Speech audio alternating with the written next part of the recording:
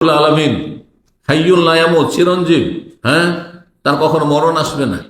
তিনি কোনো ক্ষেত্রে দুর্বল না, অসহায়, অপারগ না। তিনি আলা কুল্লি শাইইন কাদির।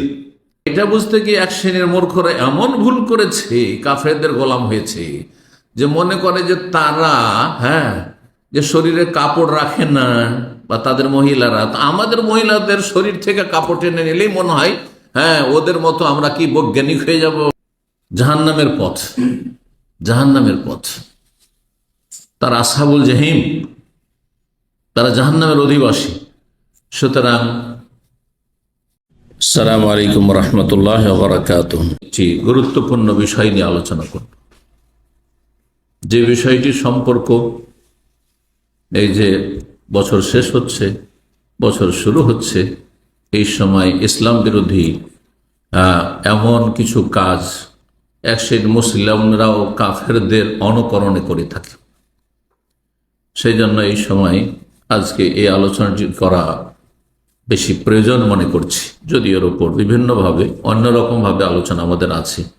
নববর্ষ পালন, 31st, বছরের এন্ডিং, এসব উৎসবের হুকুম, তারপরে বিজাতির উৎসবে অংশ নেওয়া, অথবা তারা উৎসব করছে তাদেরকে শুভেচ্ছা জানানো, এগুলো নিয়ে আমাদের আলোচনা আছে, যেগুলি জায়েজ নয়, হারাম কাজ।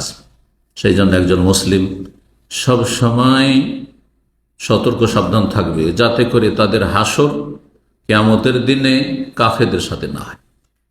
কারণ যে যার অনুসরণ করবে তার সাথে তার হাসর হবে, যে যার পথের পথিক হবে তার সাথে হাসরের মাঠে উঠবে, এবং তার সাথে যার অন্ধ অনুকরণ করেছিল সে যদি জাহান্নামে যায় তো জাহান্নামে যেতে হবে, আর সে যদি জান্নাতে যায় তো জান্নাতে যেতে পারবে। সুতরাং আপনি একজন মুসলিম, আমি একজন মুসলিম, আমি রাসূলুল্লাহ সাল্লাল্লাহু আলাইহি ওয়াসাল্লামের সাথে থাকবো, আমি সাহাবায়ে কেরামদের সাথে থাকবো রাদিয়াল্লাহু তাআলা আনহু, আমি তাবেঈন, তাবা তাবেঈন, সালাফে সালেহিনের সাথে থাকবো, আমি উলামায়ে কেরামদের সাথে, আমি মুহাদ্দিসিন, ফুকাহা, তাদের সাথে থাকবো, আমি মুসলিম জাতির ভালো মানুষদের সাথে থাকবো, যারা সত্যিকার ইসলাম বুঝে এবং পালন করে তাদের সাথে থাকবে, যাতে করে তাদের সাথে আমার হাসর হয়, আমাকে উঠানো হয়, এবং আমি তাদের সাথে তাদের ওসিলায় আমার আমলে ঘাটতি থাকলেও আল্লাহ রাব্বুর রহম করবেন এবং আমাকে আপনাকে জান্নাত দেবেন। এই বিষয়টি সবসময় মনে রাখার চেষ্টা করবেন। আল্লাহ যেন আমাদের তৌফিক দান করেন। বিষয়বস্তু হচ্ছে বিজাতির অন্ধ অনুকরণ, বিজাতির অনুকরণ বা অন্ধ অনুকরণ, তাকলিদুল কুফফার, কাফেরের তাকলিদ করা, অন্ধ অনুকরণ করা, এটি ইসলামে জায়েজ নয়। দুনিয়ার ক্ষেত্রে নয়, দুনিয়ার ক্ষেত্রে দুনিয়া যারা উন্নতি করেছে অমুসলিম, তাদের মতো করে আপনি উন্নতির চেষ্টা করা এটা অবশ্যই কাম্য।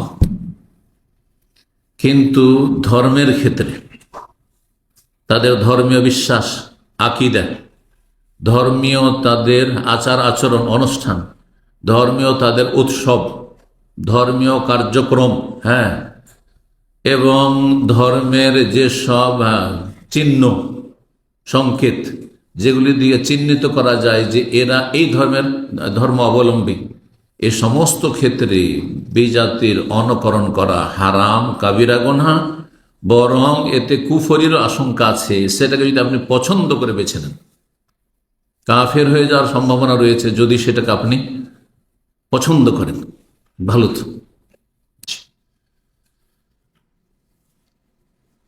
আশা করি বিষয়টি বুঝেছেন। কোন ক্ষেত্রে বিজাতি কাফেরদের অনুকরণ করা যাবে না সেটি বুঝে নিয়েছেন। পোশাকের ক্ষেত্রে এখন যদি কোনো অমুসলিম লুঙ্গি পরে তখন লুঙ্গি পরা বাদ দিয়ে দেব। কোনো অমুসলিম যদি পাঞ্জাবি পরে তো পাঞ্জাবি পরা বাদ দিয়ে দেব। কোনো অমুসলিম যদি জুব্বা পরে তো জুব্বা পরা বাদ দিয়ে দেবো, অথবা কোট জ্যাকেটকে হারাম করে দেবো, যে মুসলিমেরা পরে সেই জন্য প্যান্টকে হারাম করে দেবো না। কিন্তু সেটা যদি ধর্মীয় পোশাক হয়, ধর্মীয় রং হয়, ধর্মীয় কোনো চিহ্ন হয়, যেটা ওটাই দিয়ে চিহ্নিত করা যায় এই ধর্মাবলম্বী, তখন ওই পোশাক, ওই রং, ওই সবগুলি চলবে না। তাহলে ইসলামের একটি মৌলিক নীতিমালা জেনে নেন, সেটি হচ্ছে যে আমাদের পথ অমুসলিমদের পথ থেকে ভিন্ন একেবারে। আমাদের পথ হচ্ছে সিরাতে মুস্তাকিম, সোজা রাস্তা, সরল পথ। যে সোজা রাস্তা কোথায় নিয়ে যাবে? জান্নাতে নিয়ে যাবে। আর তাদের পথ হচ্ছে জাহান্নামের পথ, জাহান্নামের পথ। তারা আসহাবুল জাহিম, তারা জাহান্নামের অধিবাসী। সুতরাং তারা যেই পথের পথিক, সেই পথ জান্নাতে কখনো নিয়ে যাবেন। সেই পথে যত বেশি চলতে থাকবেন, তত বেশি আপনি জান্নাত থেকে দূরে হয়ে যাবেন আর জাহান্নামের দিকে এগিয়ে চলে যাবেন। আর সেই পথেই যদি থেকে যান আপনি আজীবন, তাহলে তাদের সাথে জাহান্নামে চলে যেতে হবে। এই জন্য শেখুল ইসলাম ইমাম ইবনে তাইমিয়া রাহিমাহুল্লাহ, মুজাদ্দিদ, সংস্কারক, এ উম্মতের একজন শ্রেষ্ঠ ইমাম, যার মাধ্যমে আল্লাহ রাব্বুল আলামিন মুসলিম জাতির মধ্যে যত কুসংস্কার ছিল আকীদা আমলে আর চিন্তা চেতনায়, সেগুলির বড় ধরনের সংস্কার করেছেন। তিনি একটি পুস্তক লিখেছেন যার নাম হচ্ছে ইক্তেদাউস সিরাতুল মুস্তাকিম লিমুখালিফাতি আসহাবিল জাহিম। সিরাতে মুস্তাকিম, সরল পথের দাবি হচ্ছে যে জাহান্নামের যারা অধিবাসী তাদের বিরোধিতা করবেন না। সরল পথের পথিক হওয়ার দাবি, যে আপনি জান্নাতের পথে আছেন, এর দাবি কি? মুখালেফাত আসহাবিল জাহিম, জাহান্নামীদের আপনি বিরোধিতা করবেন। এটি মৌলিক নীতিমালা যা রাসূলুল্লাহ সাল্লাল্লাহু আলাইহি ওয়াসাল্লাম বিভিন্নভাবে শিখিয়েছেন।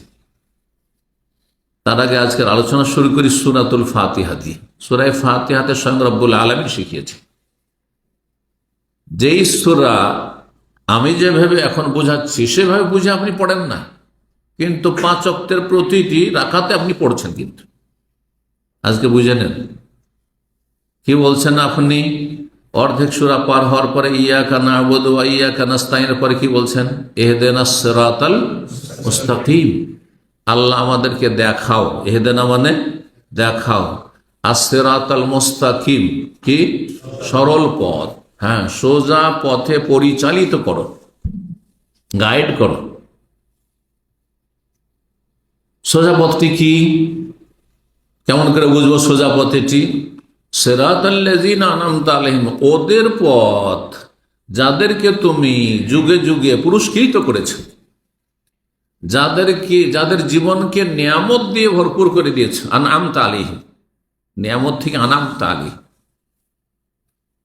যাদেরকে তুমি নিয়ামত দান করেছ। সবচেয়ে বড় নিয়ামত জান্নাত, যাদের জন্য জান্নাত রয়েছে, যাদের জীবনে ছিল সত্যিকারের শান্তি, আর যাদের জীবনকে আল্লাহ নিয়ামত দিয়ে ভরপুর করেছেন, তাদের সম্পর্কে আল্লাহ রাব্বুল আলামিন কোরআনে কারিমে একটি আয়াতে বলছেন, সূরা আলে ইমরানে, ওয়া ইউতি ইল্লাহ ওয়া রাসূলা ফাউলাইকা মা'আল্লাযীনা আন'আমা আল্লাহু আলাইহিম মিনান নাবিয়্যিনা ওয়াস সিদ্দীকিনা ওয়াশ শুহাদা'i ওয়াস সালিহিন ওয়া হাসুনা উলাইকা রাফিকা। যারা আল্লাহ এবং রাসূলের আনুগত্য করবে, ফাউলাইকা, তারা, মা'আল্লাযীনা আন'আমা আলাইহিম, ওদের সাথে তাদের হাসর হবে, ওদের সাথে তারা জায়গা পাবে, যাদেরকে তুমি আল্লাহ কি করেছো? আন'আমাল্লাহ, আল্লাহ যাদেরকে পুরস্কৃত করেছেন। এই যে আন'আমাল্লাহু আলাইহিম, ওখানে আন'আমতা আলাইহিম সূরা ফাতিহাতে, এখানে আন'আমাল্লাহু আলাইহিম। তারা কারা?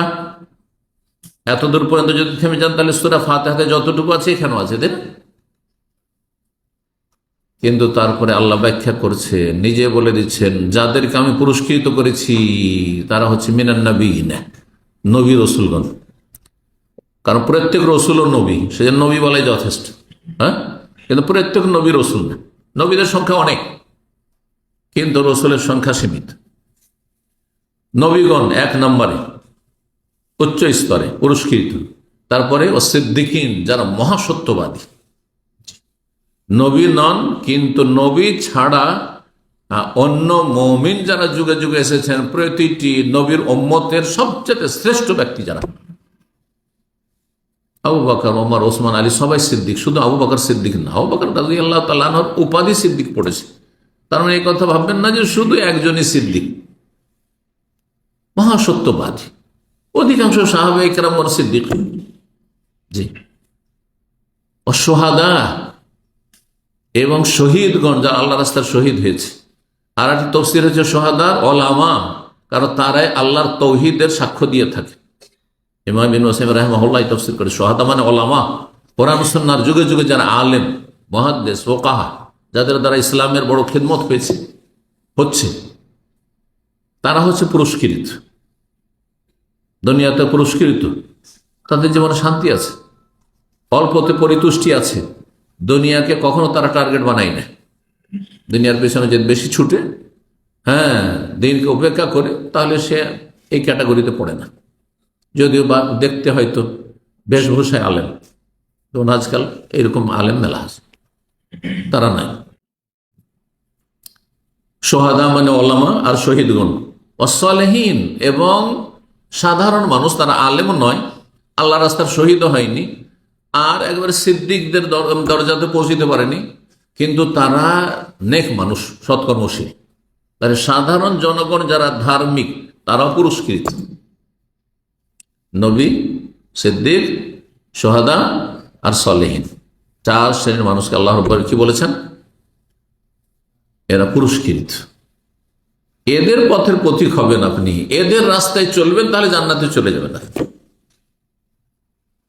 ভালো সঙ্গী ভালো পথে টেনে নিয়ে যায়, দুনিয়াতেও যেমন তো আখেরাতেও এরকম। দুনিয়াতে ভালো মানুষের সাথে থাকবেন, তাহলে আখেরাতেও ভালো মানুষের সাথে উঠে যাবেন, না সহজে জান্নাত চলে যেতে পারবেন। কিন্তু খারাপ লোকদের সাথে থাকবেন, তাদের কথা আল্লাহ বলছেন, মুখালেফাত আসহাবে জাহান্নামীদের বিরোধিতা করতে হবে। এ কথা আল্লাহ শিখাচ্ছেন সূরা ফাতিহায়। আনআমতা আলাইহিমের পরে কি আছে? গায়রিল মাগদুবি আলাইহিম, আল্লাহ না, গায়ের মানে না, যাদের উপর তুমি গজব করেছো, তোমার গজব ক্রোধ যাদের উপর আছে, ওদের রাস্তায় চালায়ও না, ওদের অনুকরণ যেন না করি, ওদের যেন গোলামি না করি, ওদের অন্ধভক্ত না হয়ে যায়।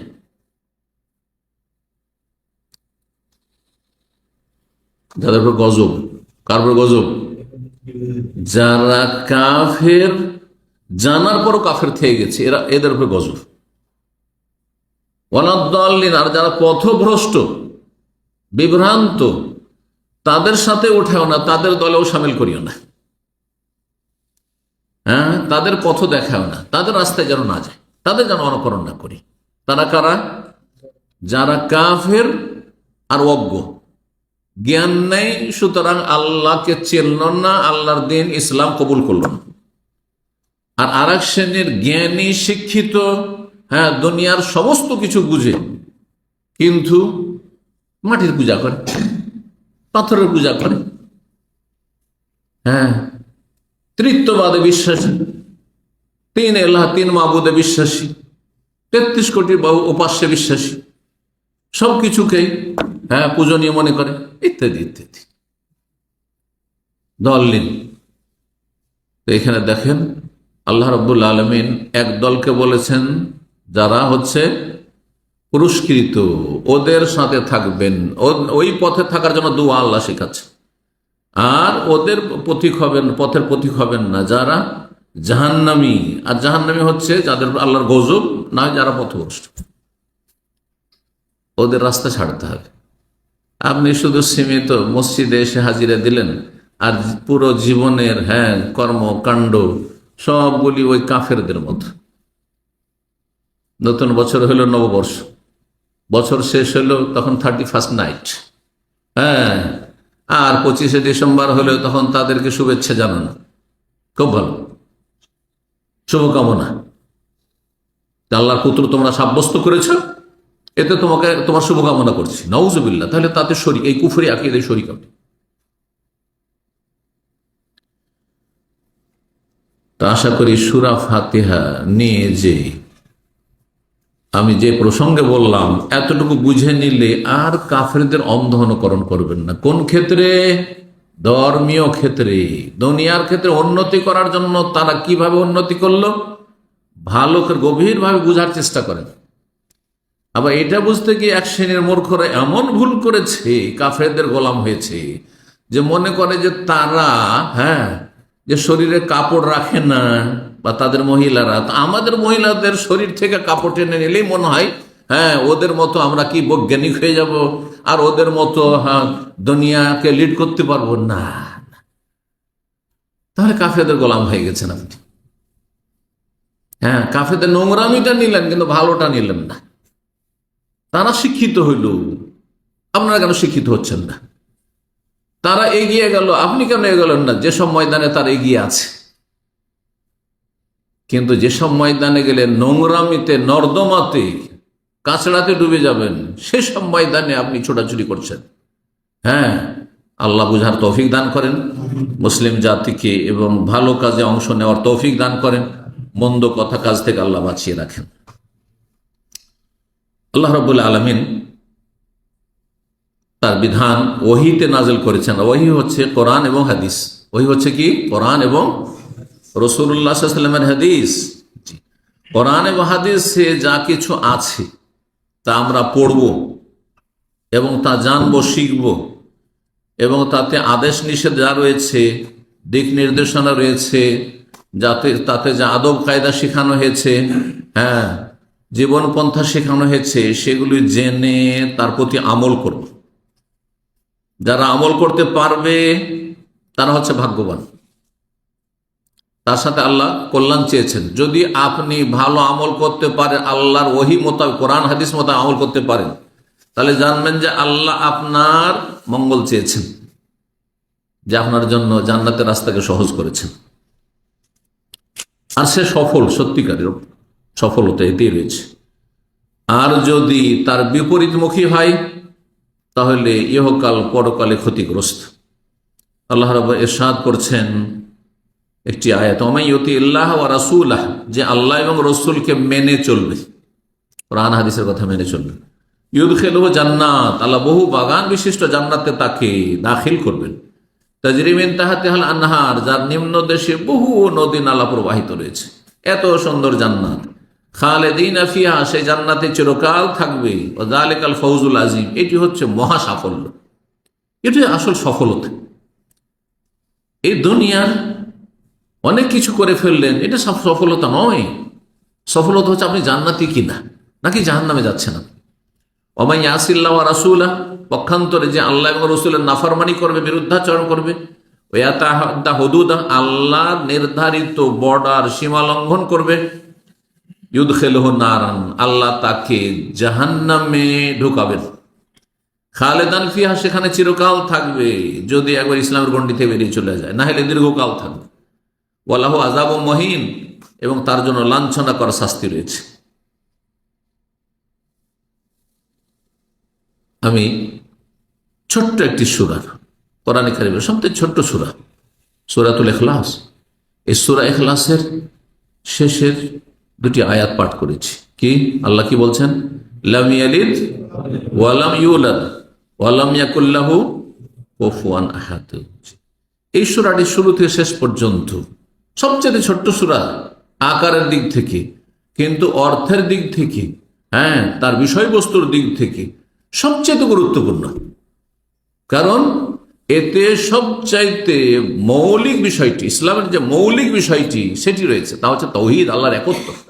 আল্লাহর একত্ব, কুল হু আল্লাহু আহাদ, আল্লাহ এক। আল্লাহ তার জাত সত্তাতে এক, তার কাজে এক, তার ইবাদত বন্দিগিতে এক, তার নাম গুণাবলীর ক্ষেত্রে এক, সবকিছুতে আল্লাহ এক। শুধু আল্লাহর অস্তিত্ব নয়, আল্লাহ সবকিছুতেই এক ও একক। একজন বক্তা বলছে যে আল্লাহকে এক বলা যাবে না, ভুল কথাই। ঠিক, আহাদ মানে একক, ঠিক আছে, কিন্তু কোরআনে তো আরো কয়েকটি আয়াত রয়েছে, ওয়া ইলাহুকুম ইলাহুন ওয়াহিদ। ওয়াহিদ মানে কি? ওয়াহিদ, ওয়াহিদ মানে এক নয়, ওয়া ইলাহুকুম ইলাহুন ওয়াহিদ। তো এক বলা যাবে না, তখন কোরআন আয়াত অস্বীকার হয়ে গেল। তো বক্তা ওইটা খেয়াল করেনি যে কোরআনে যে আরো আয়াত আছে যেখানে আল্লাহর একটি নাম আল ওয়াহেদ আর একটি আহাদ। এই জন্য কারণ আব্দুল ওয়াহেদও রাখতে পারেন। আমাদের ডাইরেক্টরের নাম কি? আব্দুল ওয়াহেদ। ওয়াহেদ মানে তো এক। আর আব্দুল আহাদও রাখতে পারেন। জি, বিষয়গুলি জানার বিষয়। আসলে গভীরভাবে না জেনে আপনি একটা কথা দেখলেন আর ভাবলেন যে একটা নতুন কথা ছড়ে দিই সমাজে, তাহলে আমি ভাইরাল হয়ে যাব। না না, ভুল কথা। আপনি গভীরভাবে পড়াশোনা করেন, যাতে করে বিভ্রান্তির শিকার না হন। আল্লাহ সঠিক বুঝদান করেন। তো কোরআন কারীমের এই সূরায় আল্লাহ কি বলছেন? আল্লাহ এক ও একক, আহাদ। আল্লাহ সামাদ, আল্লাহ কারো মুখাপেক্ষী নন, সবকিছু তার মুখাপেক্ষী। সামাদ মানে এত ব্যাপক অর্থ রয়েছে। লাম ইয়ালিদ ওয়া লাম ইউলাদ মানে তার লাম ইয়ালিদ ওয়া লাম ইউলাদ। লাম ইয়ালিদ, তিনি জনক নন, ওয়া লাম ইউলাদ, আর তিনি জাতক নন। না তার বাপ মা আছে, না তার কোনো ছেলে মেয়ে আছে। সহজ ভাষায়, তার না বাবা মা আছে, না তার ছেলে মেয়ে আছে। এটি হচ্ছে ইসলামের মৌলিক আকীদা। কেউ যদি বলে যে আল্লাহর সন্তান আছে, আল্লাহর পুত্র, ঈশ্বরের পুত্র যীশু খ্রিস্ট, কে বলছে? কারা বলছে? খ্রিস্টানরা। আর এর জন্ম দিবস হচ্ছে 25শে ডিসেম্বর, যার নাম বড়দিন। আর সেই দিন উপলক্ষে তাদের উৎসব চলছে, আর আপনি তাকে শুভেচ্ছা জানাচ্ছেন। তাহলে আপনি তার এই কুফরি বিশ্বাসকে আপনি সমর্থন করলেন না? তাহলে আপনার ইসলামে অংশ থাকবে? কোনো অংশ থাকবে না। ভালো করে শুনে রাখেন। আল্লাহ সঠিক বুঝদান করুন। আপনার ইমান ইসলাম যে জন্মসূত্রে, বাপ মায়ের সূত্রে পেয়েছেন, বাপ মা আপনার আমার মুসলমান ছিল, সেই জন্য আমিও মুসলমান, এটা টিকবে না এরকম কাজ করলে। এটাকে টিকাইতে হবে, হেফাজত করতে হবে। লাম ইয়ালিদ ওয়া লাম ইউলাদ ওয়া লাম ইয়াকুল লাহু কুফুয়ান আহাদ। আল্লাহর সমকক্ষ, সমতুল্য কোন কিছু নেই। যার পুত্র হয়, ছেলে মেয়ে থাকে, সে দুর্বল। দেখেন, আমরা একসময় দুর্বল হয়ে যাব, ছেলে মেয়ে আমাদের কি বার্ধক্যের লাঠি হবে, এ আশা করছেন না? যে এরাই পাশে থাকবে। দুর্বল সেই জন্য। কিন্তু রব্বুল আলামিন হাইয়ুল লা ইয়ামুত, চিরঞ্জীব, তার কখনো মরণ আসবে না। তিনি কোনো ক্ষেত্রে দুর্বল না, অসহায়, অপারগ না। তিনি আলা কুল্লি শাইইন কাদির। তাহলে তার জন্য ছেলে মেয়ে সাব্যস্ত করা মানে আল্লাহকে ত্রুটিপূর্ণ করে দেওয়া। আল্লাহর পবিত্রতা ঘোষণা করলেন না। আর তসবির অর্থ হচ্ছে সমস্ত দোষ, ত্রুটি, ঘাটতি থেকে আল্লাহকে মুক্ত ঘোষণা করা। সুবহানাল্লাহ, তসবির উদ্দেশ্য হচ্ছে এটি।